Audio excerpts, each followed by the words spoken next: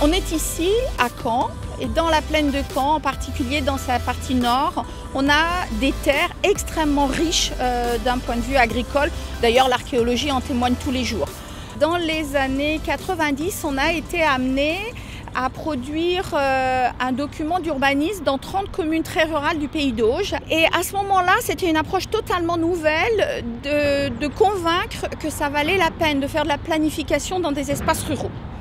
On a fait cette expérience, on a appris énormément et dans ce cheminement-là, avec les données du développement durable, quand on a fait des appels d'offres pour faire des plans locaux d'urbanisme à très grande échelle, on s'est dit que la donnée sol était essentielle et on a pris contact avec la SAFER parce qu'on savait qu'ils avaient des données Vigisol qui permettaient d'approcher les potentialités agronomiques des sols.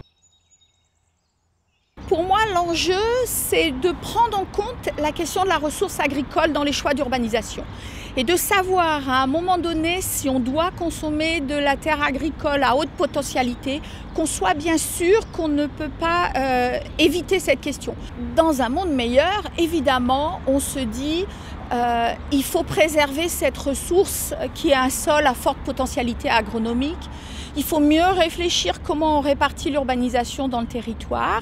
Et c'est une réflexion qui ne se cantonne pas à l'idée de simplement il faut consommer moins. Bien sûr, il faut consommer moins, mais il faut aussi réfléchir où est-ce qu'il est pertinent d'urbaniser, où est-ce qu'il est déraisonnable avec ce qu'on sait des choses aujourd'hui de continuer à urbaniser. Et ces études peuvent servir à ça.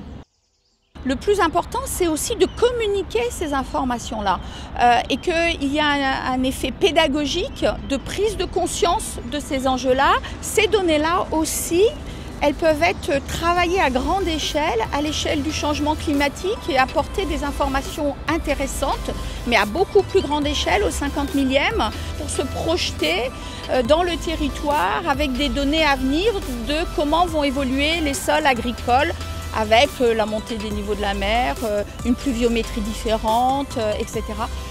C'est aussi des données qui pourront être utilisées pour ces choses-là.